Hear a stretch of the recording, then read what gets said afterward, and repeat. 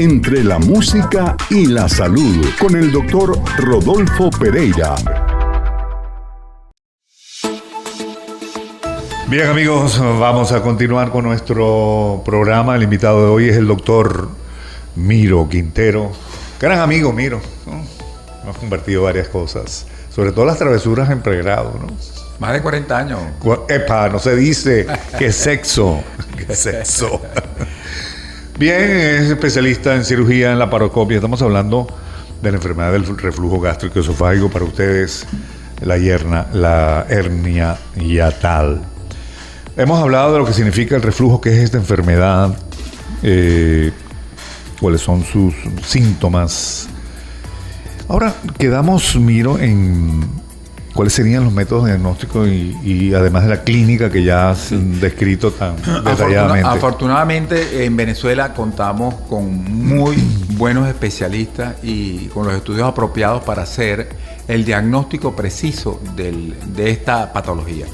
Afortunadamente alrededor de un 70-75% de esta patología es de tratamiento médico, ¿ves?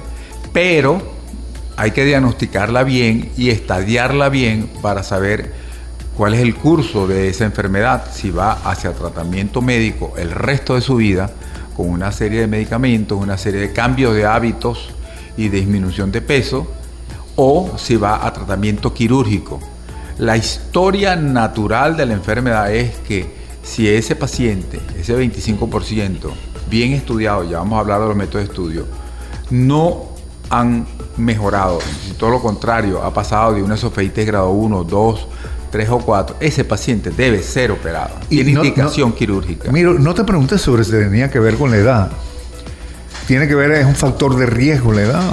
¿Es una enfermedad de gente mayor? No, hay niños que nacen con enfermedad de reflujo gastroesofágico. Es más, el esfínter esofágico inferior en los niños está, sobre todo en los prematuros, está mal desarrollado o incompletamente desarrollado, y es lo que nosotros conocemos vulgarmente con el buchito. Le saca los gases y hace un buchito. Okay. Un buchito es un reflujo porque es alimento que viene del estómago.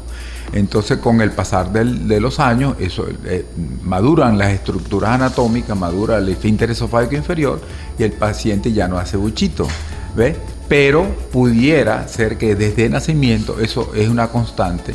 Y yo he operado a muchos niños, pacientes de 14, 15, 16 años que desde nacimiento no lo operaron. Y el sexo no tiene que ver mujeres con hombres, no hay ninguna incidencia diferente. Es bastante pareja la incidencia. En los estudios que yo he presentado en la Sociedad Venezolana de Cirugía no es significativamente estadístico entre hombres y mujeres. Ahora, ¿cuáles serían esos métodos? O sea, los métodos de diagnóstico tienen que ser bien hechos, pues es una endoscopia digestiva superior, examine todo lo que es el esófago, el estómago y el duodeno. ¿Por qué todas esas estructuras si básicamente la patología está en la unión esófago-gástrica? Porque hay patologías asociadas, como son las úlceras crónicas duodenales, que eso mejoró muchísimo con los famosos prazoles, omeprazol, ensoprazol, que son inhibidores de la bomba de protón, que hicieron que se desaparecieran las ulcus pépticos perforados y las úlceras sangrantes, disminuyeran.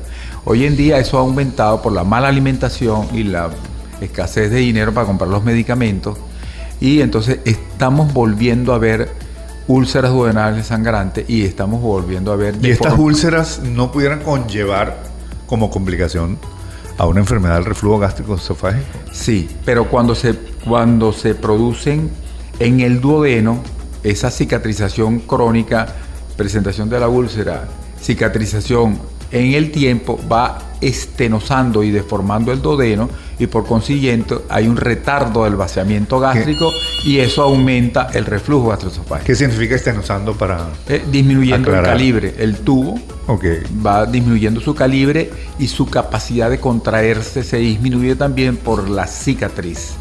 Entonces, los estudios, para responderte a la primera pregunta, y disculpa que me salí del cauce, endoscopia digestiva superior con biopsia. Es fundamental la biopsia de las zonas inflamatorias. de la unión esofagogástrica y de las zonas inflamatorias. El otro estudio fundamental es la manometría y pHimetría esofágica. A ver si está ácido ese esófago. Para ver si es reflujo ácido o si es reflujo biliar también. Esa es una muy sofisticada Aquí en esa Valencia prueba. se hace en varios sitios. Es un estudio que se hace muchísimos años. En muchas partes de Venezuela se hace. En Valencia se está haciendo. Y el tercero es el estudio radiológico contrastado. Se toma un producto y se va viendo cómo él baja y si hay alguna alteración, porque hay que descartar las patologías asociadas del esófago, divertículos en el esófago, alteraciones anatómicas en el píloro, en el duodeno. ¿Ves? Esos son los 3 pilares para diagnosticar bien un paciente con enfermedad del reflujo gastroesofágico. Y un paciente también, miro, como por lo que acá hablabas, que tenga afecciones de las cuerdas vocales que no se consigue causa, también tiene que ver entonces. Mira, la causa más frecuente del nódulo del cantante. ¿Qué es eso? El nódulo del cantante, el problema de la voz ronca. Los nódulos del cantante producen alteraciones en la vibración del sonido y es la causa más frecuente en los cantantes, en los locutores como tú, que usan mucho la voz, en los maestros que no han practicado, no han sido educados para hablar constantemente en público. Pero también yo he operado varios cantantes que su causa fundamental del nódulo cantante fueron el reflujo, la quemadura crónica de las cuerdas vocales por el ácido. Bueno, esto forma parte de la educación médica continua. Fíjese, es un dato interesantísimo para tomar una decisión correcta o pensar por lo menos en descartar esta causa. Amigo, nuestro invitado, el doctor Miro Quintero. ¿Qué tal? ¿Cómo la pasa? ¿Cómo la estás pasando, Miro? Mira, la estoy pasando muy bien porque creo que estamos contribuyendo a la difusión y la prevención de este tipo de patología que es más frecuente de lo que las personas creen. A ver, Miro, tú asistes a un diagnóstico, metodología diagnóstica, diagnóstico de la enfermedad, sus componentes clínicos, sus síntomas, su expresión clínica, sus diagnósticos diferenciales. ¿Cuál es la evolución y el tratamiento de esta enfermedad? ¿Siempre el tratamiento es quirúrgico? ¿Siempre el tratamiento es médico? ¿Se agota el primero y haces el segundo? ¿Cuál es la evolución natural de esta enfermedad? Sí.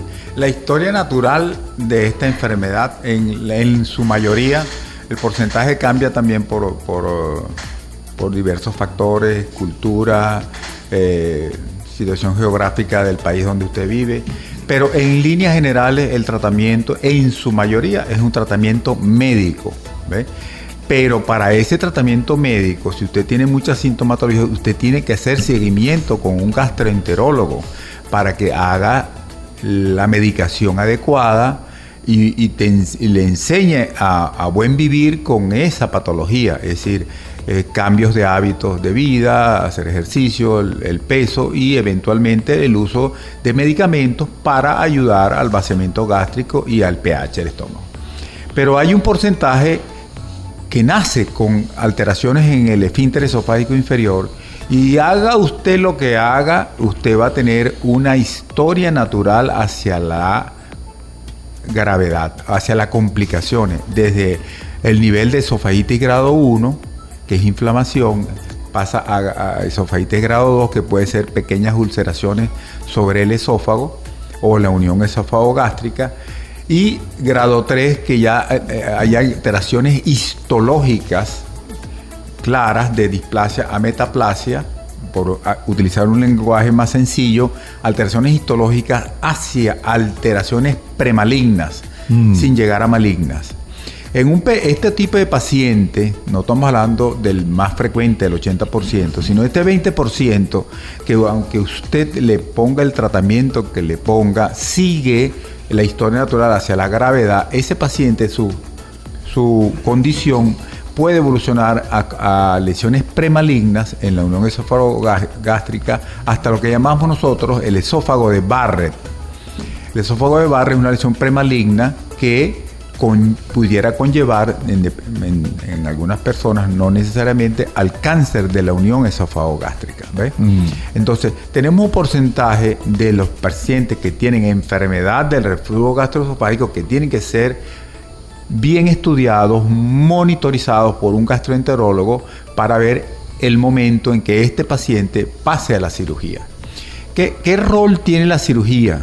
¿Qué rol tengo yo? Porque estoy aquí y porque he estudiado tanto esta patología, y ya en el año 1994, ya por nuestra casuística hecha en un grupo quirúrgico bien importante, nos dieron el Premio Nacional de Cirugía por esta enfermedad. Por el tratamiento quirúrgico de la enfermedad del reflujo gastroesofágico. La operación es una operación muy sencilla. Ya llevamos muchísimos casos, no quiero hablar exactamente de cuántos, pero el primer caso fue hecho en 1992 y hay excelente experiencia en Venezuela, no solamente de mi equipo de trabajo, sino hay varios equipos conformados en Valencia y en el resto del país que tratan muy bien esta patología. Está bien estudiada y se habla en el lenguaje médico del gold estándar. ¿Ves? El gold estándar, dependiendo de varios factores, es la operación de Nissen. Y la operación de Nissen es la reconstrucción de la anatomía normal. Cuando tú hablas de sencilla, quiere decir que es ambulatoria, o sea, el paciente va, entra y sale y se va. Es una operación que cuando la hernia tal no está deslizada, no está tan grande, no está intratorácica, cuando es una operación que se realiza aproximadamente entre hora y media y 2 horas, el paciente se opera en las primeras horas de la mañana y el paciente es completamente ambulatorio, se va a las 3, 4 de la tarde para su casa. Son una dieta de 2-3 semanas de cierta consistencia de algunos alimentos blandos, para que su esófago, que no estaba trabajando, empiece a contraerse mejor y ese paciente mejora en un 96% toda su sintomatología. Yo no digo que nunca va a tener un reflujo, pero se convierte en una persona normal. Y ellos siempre hacen la misma pregunta: doctor, ¿por qué a mí no me mandaron a operar antes? Y yo le digo, pregúntele a su gastroenterólogo. Amigos, qué bueno. ¿Saben? Miro que también podemos llamar esto la del último suspiro, ¿no? El diafragma, como empezamos al principio. Aquellos que no nos sintonizaron, Miro definió el músculo diafragmático como el primero en activarse cuando llora el primer llanto del niño al nacer y cuando muere el último suspiro. Y ese que está involucrado en esta enfermedad, la enfermedad del reflujo gástrico esofágico. Miro, como siempre decimos, queríamos darte las gracias. Y si esta conversación, como parte de esa educación médica continua para tomar una decisión correcta, un solo oyente, uno solo que nos escucha, la decisión correcta y no espera que el gastroenterólogo o su médico lo mande a operar, pues hicimos el mandado.